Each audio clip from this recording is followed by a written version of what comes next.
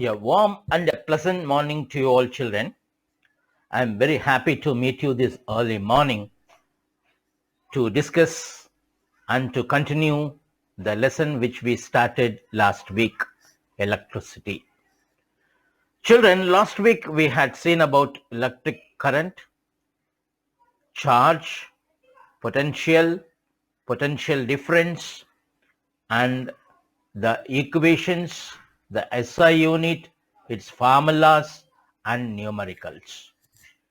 So today we will be extending our study in the process of electricity, an important rule or law called Ohm's law. So we are going to see about circuits and Ohm's law and the relation for Ohm's law and how to solve numericals on Ohm's law. So this simple concept will be dealt today, and it is a very important chapter and subtopic also. So your concentration and attention is needed much here. Therefore, we will continue with our classes, children. Come, we will go into the lessons.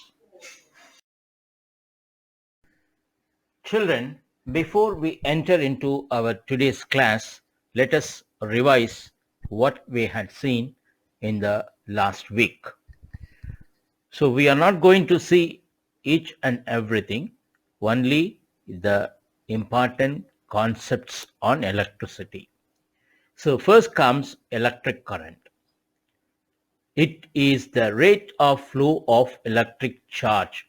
Electric current is defined as the rate of flow of electric charge or electrons through a conductor.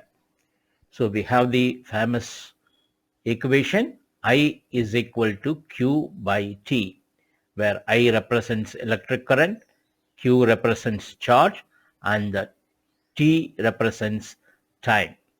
It is a scalar quantity. Its SI unit is coulomb per second or ampere. So one of the board question asked was that which physical quantity is expressed as coulomb per second?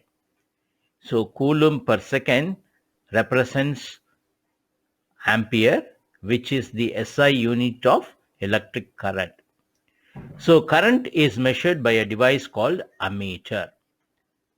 Its direction is taken opposite to the flow of electrons. If it flows as a result of potential difference across the ends of the conductor.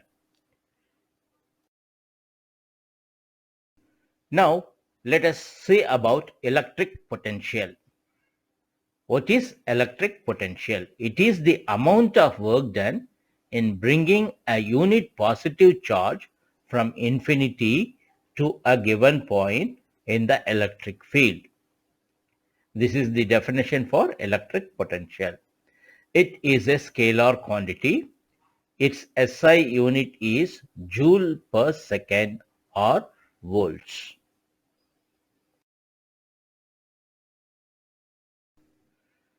The next important topic which we have to discuss is on potential difference. It is the amount of work done in bringing a unit positive charge from one point to another point in an electric field. So this is the definition for potential difference. It is a scalar quantity. Its SI unit is joule per coulomb or volt. It is responsible for the flow of current in a conductor, and it is measured by a device called voltmeter. So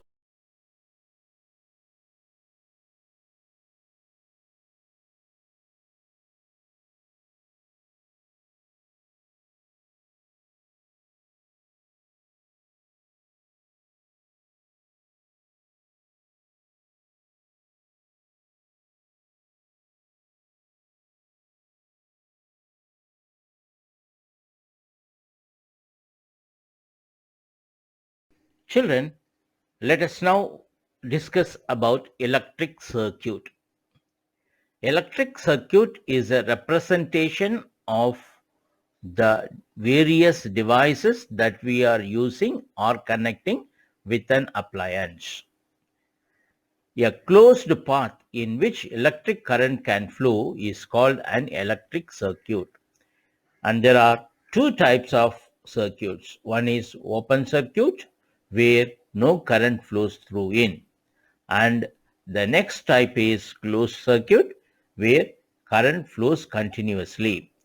You can see the difference between these two with the help of the appliances, the cell, bulb, switch, etc.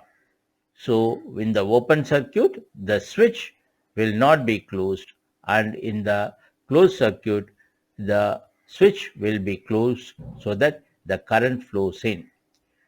So an electric circuit is a representation of various components used in an electricity, right?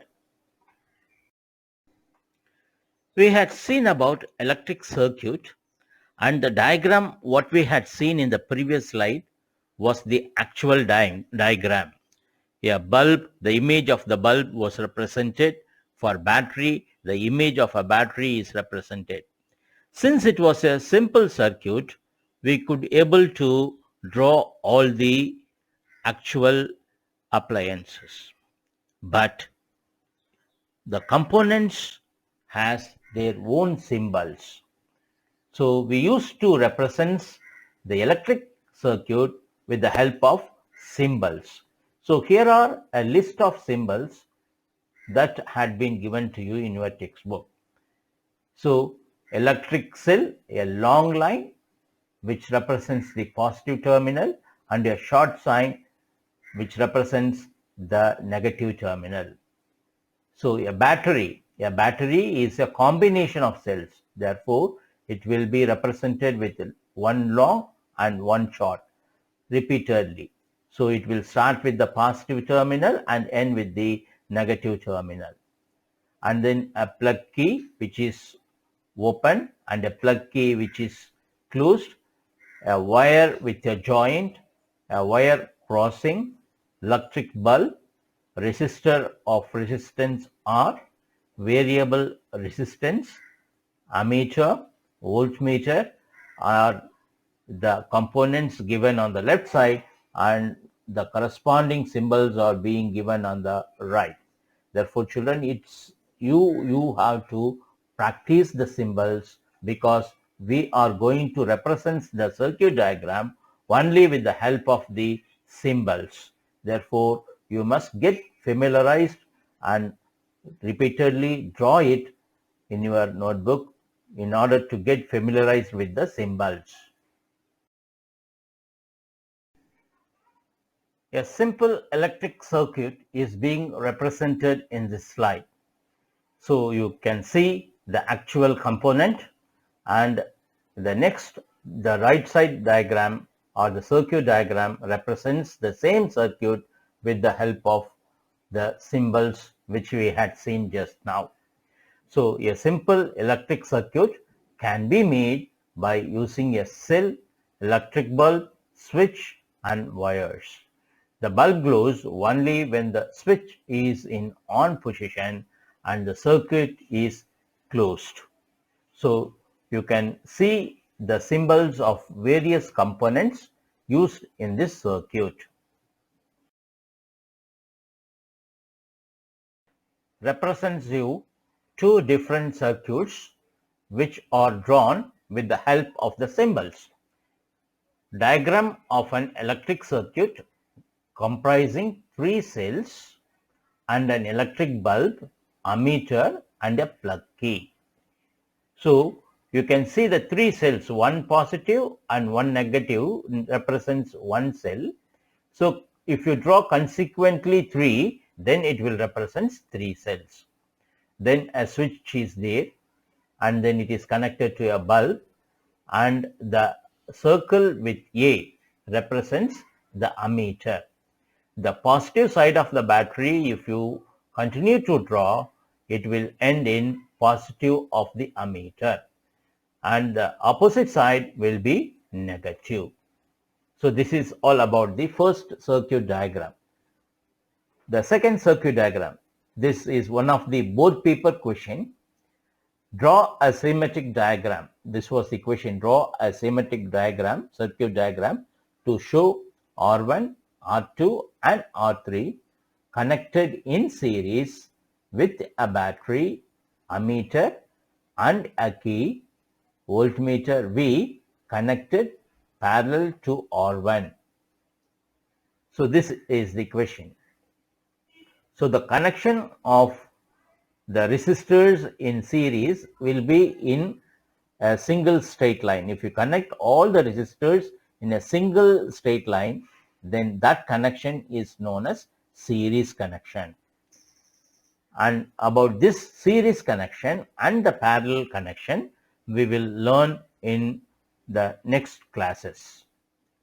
So R1, R2, R3 are connected in a single line and they are connected in series. And then they are connected to a battery. So here they have not given the specification of the battery. So here it is drawn with 3 cells and an ammeter, and these are all connected in a straight line, and voltmeter has to be connected in parallel with R1. So the way it is joined there, it represents the parallel connection. This also we will learn when we see in the next class. So this is another important drawing symmetric diagram with the help of the symbols.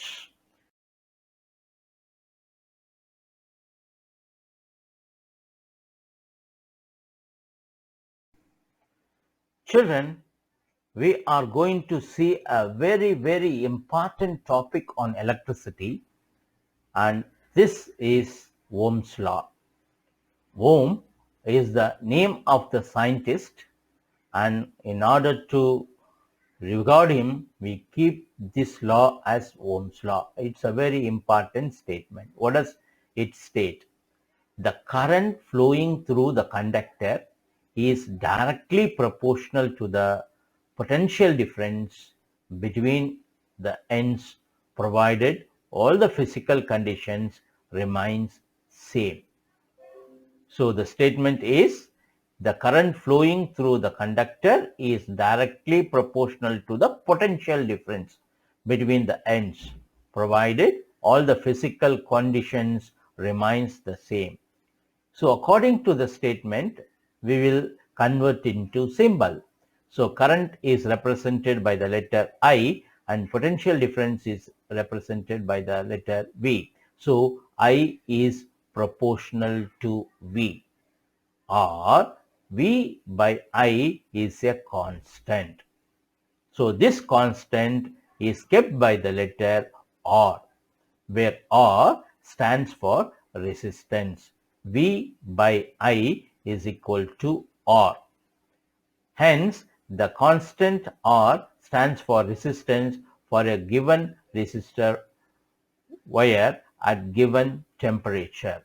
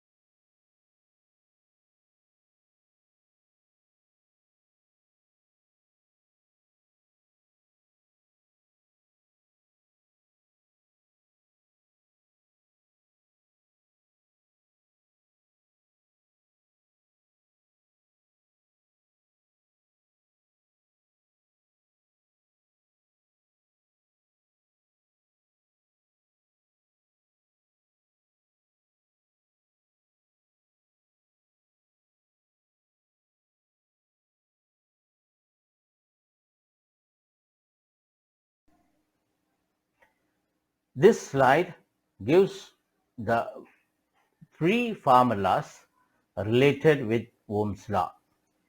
So as I have told you in the previous slide, the first equation is V equal to I into R. Vegetarian is IR, right? I into R is equal to V. So this triangle which represents on the right side, it will give you formula for any of the physical quantities. When you close V, then you get I into R.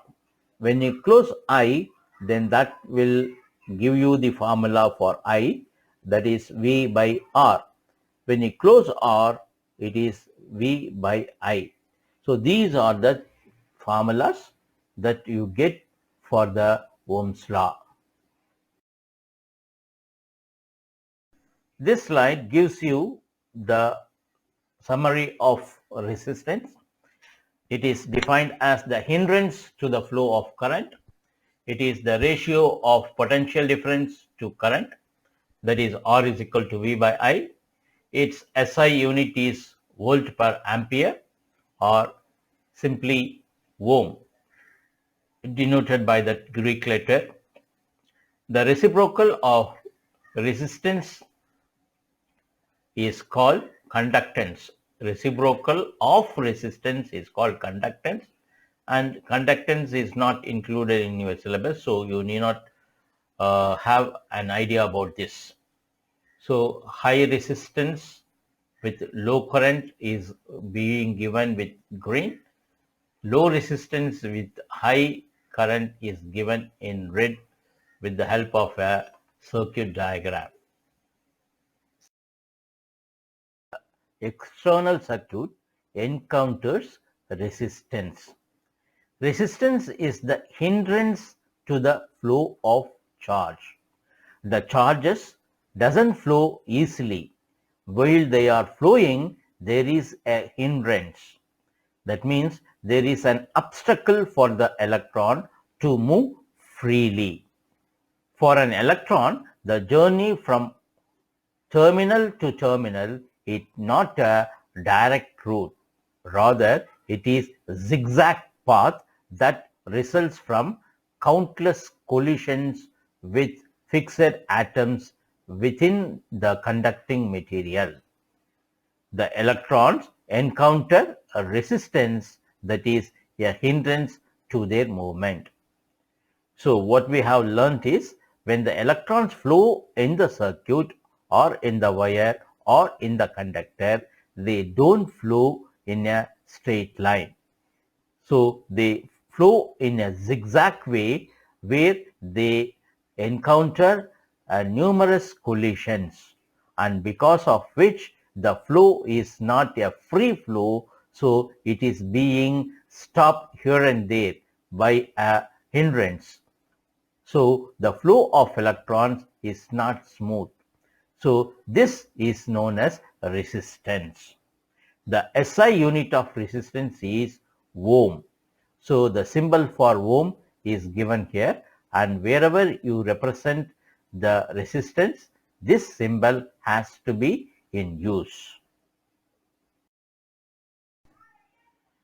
Now let us discuss about the factors affecting the resistance.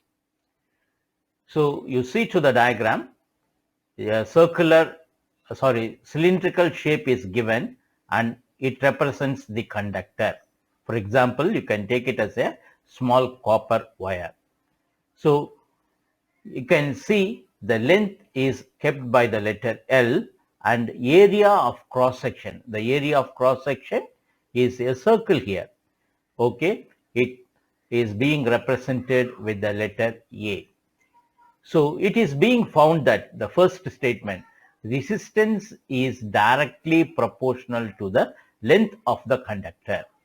That means if the resistance increases, the length also increases. When the length decreases, the resistance decreases. This is directly proportional to. So resistance of a conductor is directly proportional to its length. The second statement, the resistance is inversely proportional to area of cross section. So when the area becomes more, the resistance becomes less, and vice versa. So resistance depends upon two factors. One is length, the other one is area. Directly proportional to length and inversely proportional to area. So combine both these. So R is proportional to L by A. So when you remove the proportionality sign, it has to be replaced with equal to and a constant, and the constant here is rho. That is a Greek letter rho, where rho represents specific resistance of the conductor. So the equation becomes R is equal to rho L by A. Very, very important relation. Here capital R represents the resistance, rho represents the resistivity or the specific resistance, L represents the length of the conductor, A represents the area of cross section. Children, this diagram represents the actual diagram and the circuit diagram, which is one and the same for the verification of Ohm's law. So an electric eliminator, which is nothing but a battery, can be taken in the place, and it is connected to a key, then a rheostat. A rheostat is an instrument which helps us to alter the current in the circuit. Alter in the sense we can make the current low as well as increase it step by step. We can adjust the current with the help of the rheostat. Then it is connected to a resistor R and an ammeter. Finally, a voltmeter is connected in parallel to the resistance R. So both the diagram represents the same. The left side diagram is with actual components and the right side diagram is with the circuit symbols. So for verification of the Ohm's law, this is the circuit diagram. You need not remember the left side with actual components, but you have to know the symbol circuit for the Ohm's law. Children, this slide gives you the procedure for carrying out the Ohm's law experiment. So what are the materials required? 4 cells, an ordinary cells with 1.5 volt as the potential difference. 4 in number has to be needed. An ammeter, voltmeter, conducting wires, nichrome wire. It is a wire whose resistance we are going to find, and a plug key. These are the materials required to carry out this experiment. Now let us see step by step how we can able to do this experiment. Set up the circuit as shown in the figure. You see in the figure 4 cells are there. When it is connected with only one cell, point A has to be taken. When you connect 2 cells, point B has to be taken. Similarly with 3 cells, C, and when you use all the 4 cells, it is with D, right? Now these cells are connected to a key, an ammeter, the XY nichrome wire, and a voltmeter has to be inserted parallel to R. So this is the circuit diagram.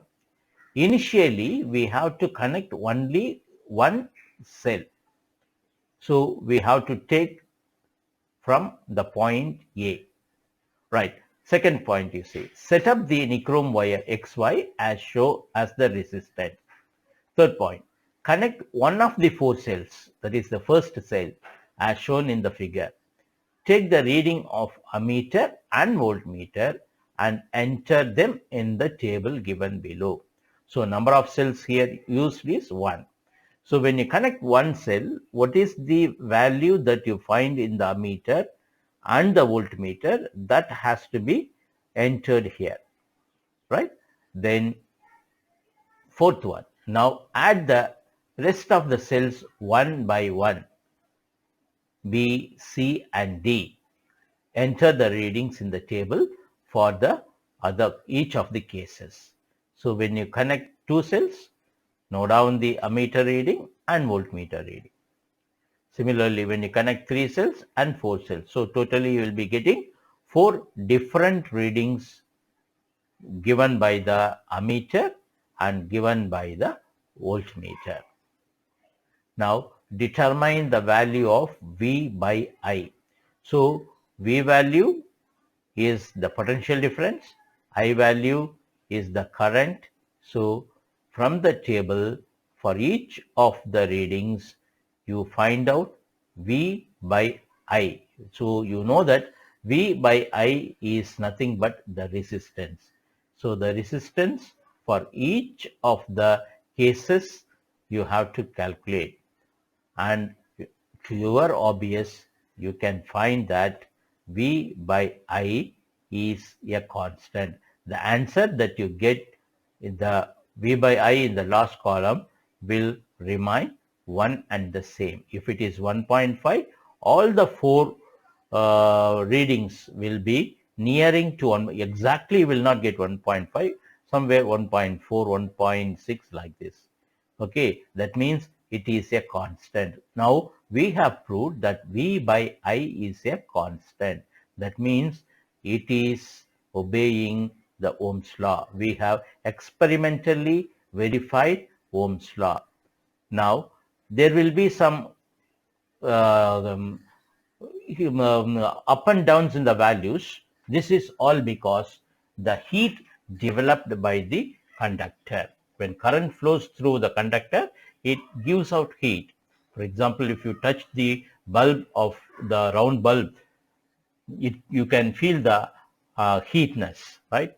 So heat is dissipated as one of the energies when electricity flows through it.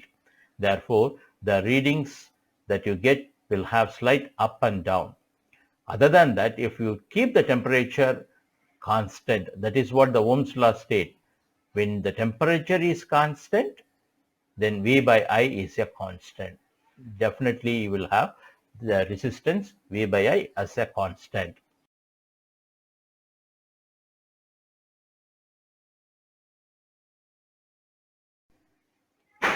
This graph shows you the graph which is obtained with the results of the experiment which we had done for verification of Ohm's law. The values of V, that is the potential difference, is taken on the x-axis, and the values of I are taken on the y-axis. When the graph obtained is a bisector of x and y, then it represents ohmic conductor. A ohmic conductor is the one which obeys the Ohm's law. And sometimes you get a curve instead of a straight line, and they represent the conductor is non-ohmic. So ohmic conductor will be a straight line, a divider, and the curve represents non-ohmic conductor.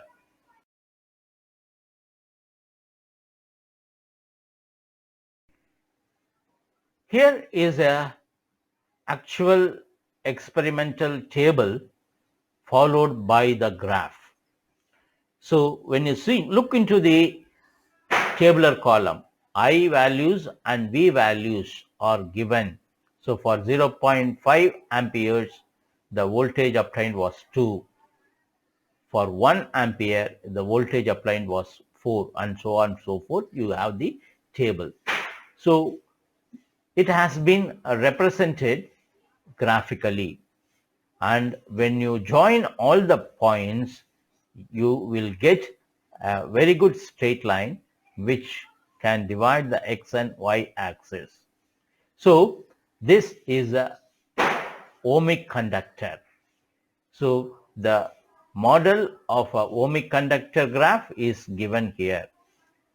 So with the help of the graph, we can able to identify the resistance.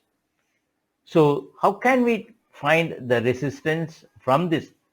Is you have to find the slope. Just connect the points 312 and 14 by means of a right angle triangle. Okay, then find the y-intercept, find the x-intercept.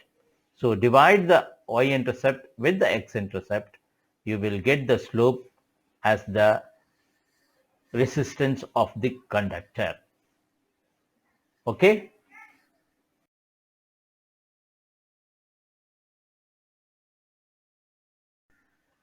This graph has an analysis over a low resistance and a high resistance. Two wires are being taken here, and copper and nichrome. See to it, children, current is taken in the y-axis and potential difference is taken in the x-axis. So when you see a graph, you must always analyze the physical quantities on which the graph is being inserted in. So this graph is against potential difference on the x-axis and current in the y-axis. So plot the current and voltage readings for nichrome and copper wires of the same size.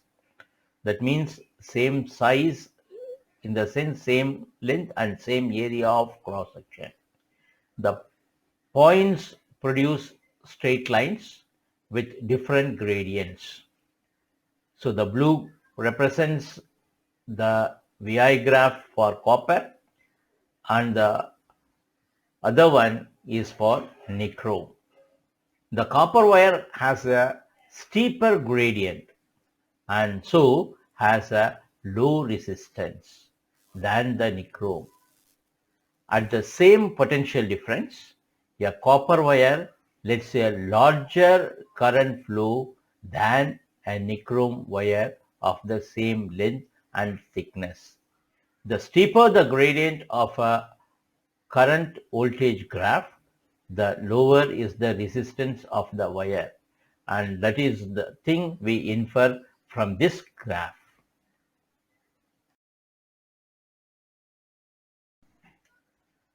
Now let us pass on to the numerals related to Ohm's law. First example, if the resistance of an electric iron is 50 ohms and a current of 3.2 amperes flows through the resistance, find the voltage between the points. Solution. If we are asked to calculate the value of voltage with the values of current and resistance given to us, then cover V in the triangle. Now we are left with I and R, or more projectually I into R. So the simple formula, vegetarian is IR. So V equal to IR. Substitute the values, 3.2 into 50, and that will give you 163 volts. So the potential difference is 160 volts here.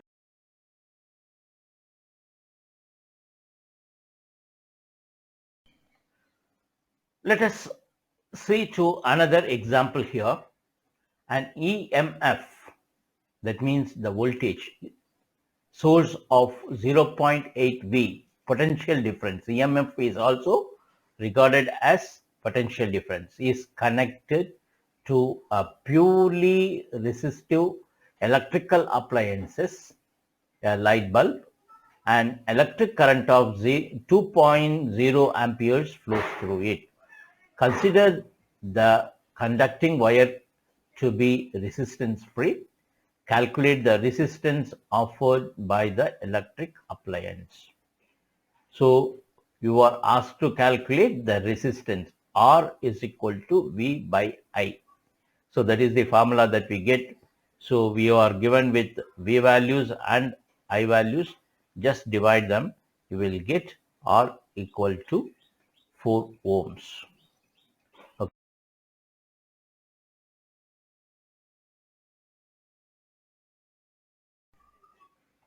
Children, by this we come to the end of today's class. So we have seen mainly about circuits, the symbols for various electrical components, and how to connect them with the help of a schematic diagram, and the statement of the Ohm's law, how Ohm's law can be experimentally verified, how would be the graph of the Ohm's law, how to find the resistance from the graph. So these are the things we have discussed today. So listen to the slides till you get understand, and just remember the concepts. So we will meet somewhere next week, children. Until then, bye from you.